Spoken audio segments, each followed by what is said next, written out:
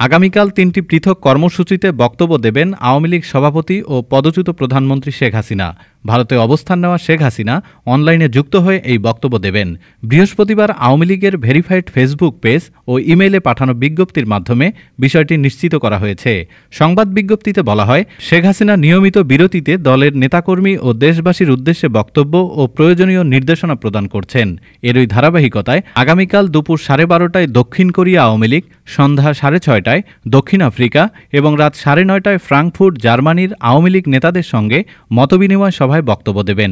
এছাড়া 20 জানুয়ারি শেখ হাসিনা দেশের অভ্যন্তরে লুকিয়ে থাকা দলীয় নেতাদের এক ভার্চুয়াল সভায় বক্তৃতাও দেবেন। এহেন পরিস্থিতিতে ক্ষুব্ধ প্রতিক্রিয়া জানিয়েছে ছাত্র জনতা। তাদের মতে সরকারের লুকিয়ে থাকা কিছু গাদ্দারদের জন্যই এখনও হম্বিতম্বি করার সাহস পাচ্ছে আওয়ামী লীগ। তবে যদি তারা অতিরিক্ত বাড়াবাড়ি করে তবে এটা চূড়ান্ত পরিণতি ডেকে আনবে বলেও হুঁশিয়ারি দেন তারা।